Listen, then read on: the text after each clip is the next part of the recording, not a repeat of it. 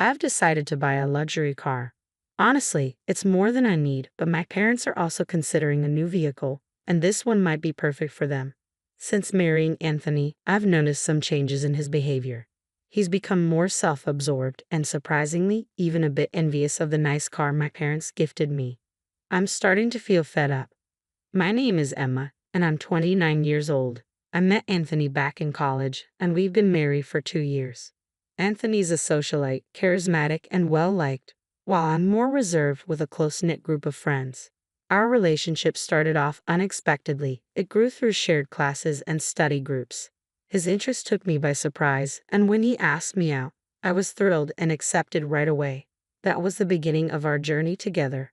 Anthony's charm, relaxed nature, and dedication to his studies drew me to him. He was surrounded by friends and knew several stylish, attractive women, so I figured he'd have no trouble finding the girlfriend if he wanted. Once I asked him nervously if he really thought I was the one for him. His reaction threw me off. He looked surprised and asked why I would ask that. Feeling insecure, I just wanted reassurance, but after a thoughtful pause, he simply said he felt comfortable with me. It wasn't the heartfelt response I had hoped for, and before I could process it, he became engrossed in his phone.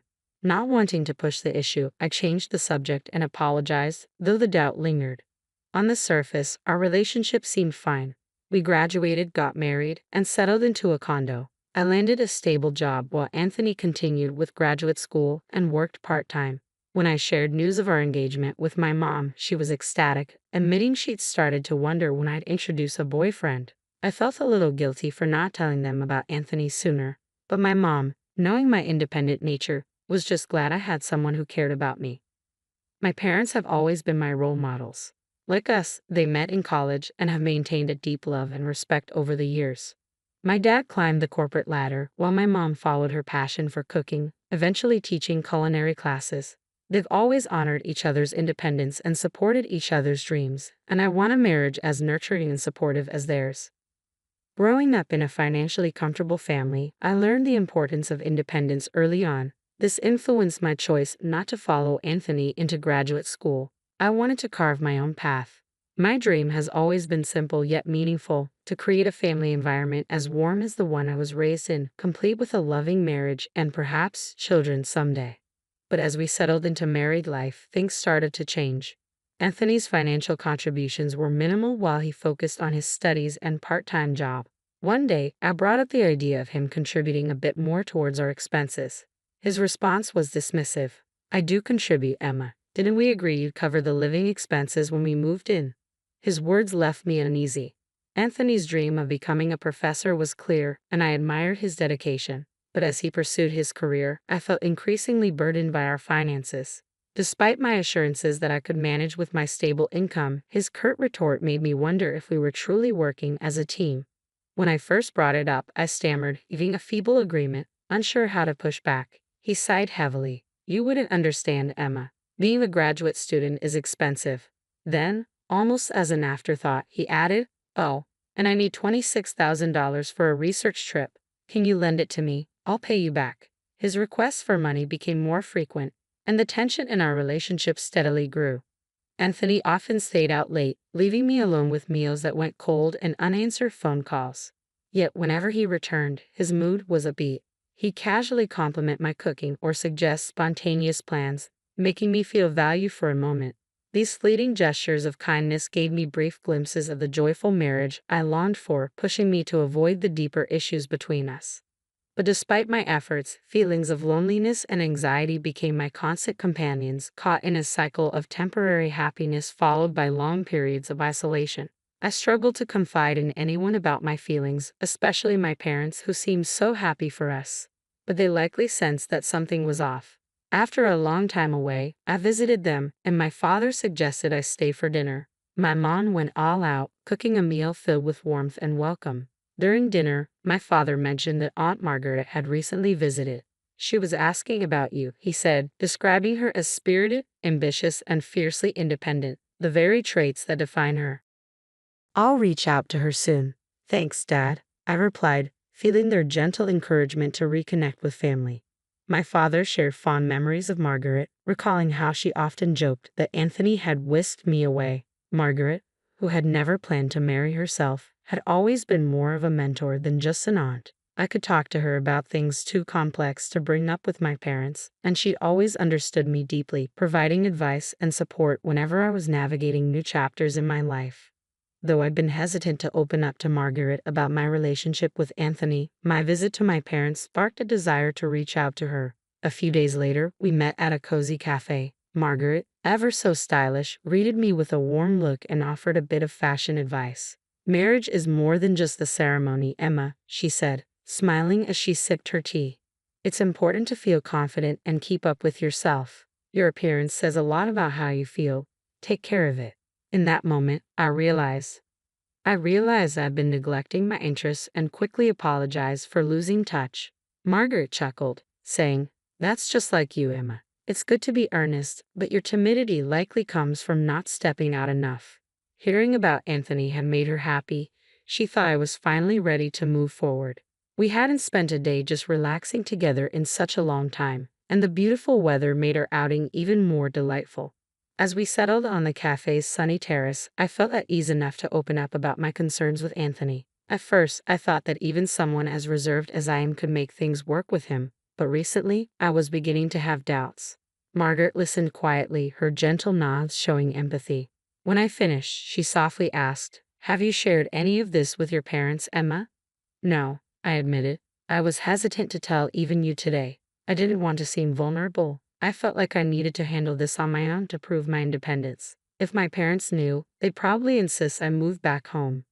Margaret respected my choice to manage things alone but offered reassurance. "If you ever need help, I'm here for you, Emma. I'll support you no matter what." About a month later, my mom called, casually saying, "Whenever you're free, could you drop by? Nothing urgent." Since I had the next day off, I decided to visit. As I approached their house, I noticed a new car in the driveway. I gasped, excitement bubbling up. "Is this car new, Dad? Did you just buy it? Can I take it for a spin?" With a warm smile, my dad reassured me, "This car is yours, Emma. Use it however you like. We thought it would be useful." My mom added softly, "We remembered how much you liked this model when you saw it in an ad. We thought it might cheer you up, especially since you've been going through a rough patch." Their thoughtful gesture, a shiny new SUV from a renowned international brand, filled me with an overwhelming sense of support and reminded me that, no matter how hard things got, I always had a place to come home to. Dad even arranged a parking spot near my condo. I was deeply moved by their generosity. I laughed in disbelief, struggling to comprehend their kindness. Later, as I drove downtown, I pulled out the car keys and pressed the button, watching the SUV's lights flash brightly. That's when I heard a familiar voice behind me. "What's with the new car?" Anthony asked. I turned, stunned to see my husband, who had been absent for ages. His sudden appearance left me speechless. He looked at the car, a smug grin spreading across his face. "A gift from your parents?" Every time I faced Anthony, words seemed to catch in my throat, but I was exhausted from feeling small. "Anthony, don't you care anymore? Do you even care about me?" I managed, my voice trembling but brimming with newfound courage. His response was sharp and dismissive. "Are you just realizing this now? Did you really think I loved you all this time? It's ridiculous how hopeful you are." His mocking laughter stung, and something within me snapped.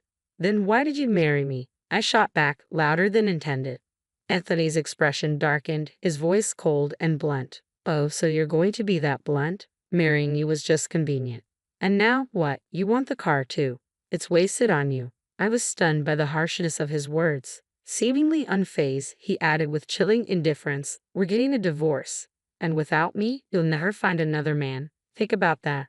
With that, he turned and left without a second glance, leaving me feeling shattered yet oddly resolute. Sitting in the driver's seat, I fought to calm myself, my mind racing. After a few days of reflection and a heartfelt conversation with Aunt Margaret, I agreed to the divorce and moved back in with my parents, who welcomed me with open arms. Life felt peaceful again, if only for a while. But that peace was short-lived. One afternoon, Anthony appeared at my parents' house, his parents in tow. They all settled stiffly into the living room, and Anthony's father spoke first, his tone stern. "We're here to discuss our son's divorce." As the conversation began to unfold, I felt a surge of determination rise within me. This time, I wouldn't be silenced. "If you don't agree to the divorce," I started, my voice steady, Then let me make myself clear. I warned Anthony that I would leverage Brian's connections at the university to jeopardize his future. It wouldn't take much to tarnish the career of a junior registrar if their daughter filed a complaint. Anthony, who suddenly seemed more concerned, was taken aback by my assertiveness. He viewed my tactics as aggressive and intimidating. His father vehemently argued, "We could easily contest the divorce, Emma. Beneath her simple appearance, she's manipulative and greedy. Poor Anthony. I've heard she even paid him to stay away. She must have entertained other men. We should take this to family court and claim that Anthony was coerced into this divorce." But if Emma were to make a genuine apology, perhaps things could be different. Just then, Aunt Margaret suggested that relinquishing the SUV might help smooth things over. Anthony and his parents listened quietly, absorbing his father's protests. At that moment, the doorbell rang. My mom answered it, and Aunt Margaret walked in, her presence instantly shifting the atmosphere. "Sorry I'm late," she said, joining the tense gathering. Anthony's family, who had only met her once at my wedding, looked surprised. "What are you doing here?" Anthony's mother exclaimed, visibly annoyed. "It's rude to barge in like this. We're in the middle of something." Unfazed, Margaret replied, "You've heard about Anthony's divorce, haven't you?" "How would an outsider like you know about this?" Anthony's mother challenged. Margaret continued calmly, "I was informed by my brother earlier. I couldn't miss such an important moment for my niece." Anthony's mother shot back, "You're probably here to stop the divorce or for money. Are you still going to make accusations after seeing this?" Without missing a beat, Margaret pulled a stack of documents from her bag and spread them out on the table for everyone to see. "I hired a private detective to look into this," she revealed. "It turns out Anthony has been cheating on Emma with multiple women. He hardly came home because of it, taking advantage of Emma's kindness and even asking her for money." The revelation left everyone in stunned silence, and the tone of the meeting shifted dramatically as they processed the weight of Margaret's findings. I was deeply immersed in my university research, so when I finally made it home, we spent quality time together, sharing meals and exploring the world outside. To outsiders, we appeared like any other married couple. "Say something, Emma," Anthony pleaded, his voice tinged with desperation. "You don't need to defend yourself," his father quickly reassured him, eager to regain control of the situation. Margaret's unexpected intervention had illuminated the harsh reality of my troubled marriage, revealing Anthony's deceit and the manipulation I had endured. This new information forced everyone, especially Anthony's parents, to reconsider their approach to the divorce negotiations. "It's not your fault," Anthony's mother hastily added, clutching the documents suspiciously. "These must be fabricated. Our Anthony would never do such things. He's a kind, outstanding son." "Kind to his parents, maybe," Aunt Margaret interjected sharply, her calm demeanor belying her evident resolve. She pulled out a photograph from the stack of documents. "I was at a hotel for a business meeting recently and saw Anthony there with another woman, looking quite cozy. I had the detective investigate Anthony as well, and the results confirmed my suspicions." Anthony's mother's face drained of color as she grabbed the documents to examine them closely. "What is this, Anthony? How long has this been going on? These are all lies, aren't they?" she demanded, her voice trembling. Anthony tried to snatch the documents back, denying everything, but it was too late. The seeds of doubt had been sown. "You've been cheating on me. The car you wanted so badly was for her, wasn't it?" his mother accused, her voice cracking under the strain. No matter how much Anthony tried to soothe her, his mother was inconsolable. She stormed out of the house, tears streaming down her face, with Anthony stumbling after her, trying to explain. Amidst the chaos, he blurted out, "Hey, wait, what about me?" As he followed her, bewildered, the rest of us were left in stunned silence. Aunt Margaret, however, wore a satisfied smile and gave me a knowing wink. It was clear she had anticipated this dramatic turn of events and the revelations that would follow. After the tumultuous scene, Aunt Margaret confided in me that Anthony's parents had eventually separated. "You won't fall for such a terrible man again," she assured me, her tone protective yet empowering. "Let's focus on making you even more resilient. I'll teach you everything I know about grooming and self-care."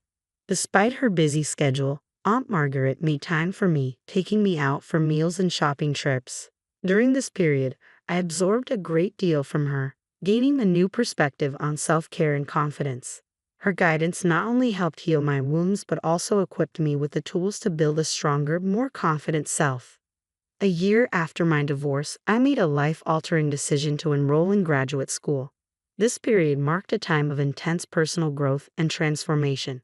One day, while waiting at a street intersection, I heard my name being called. I turned around to see Anthony, my ex-husband. He seemed genuinely surprised by my appearance and remarked on how much I had changed. At first glance, I barely recognized him. The man who once knew me as his unremarkable ex-wife now saw a woman who had blossomed into confidence and beauty.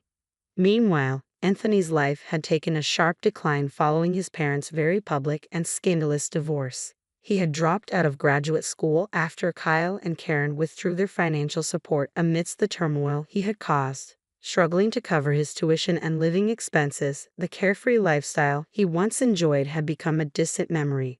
The women who had once shown interest in him had moved on, and his former social status had seemingly evaporated overnight.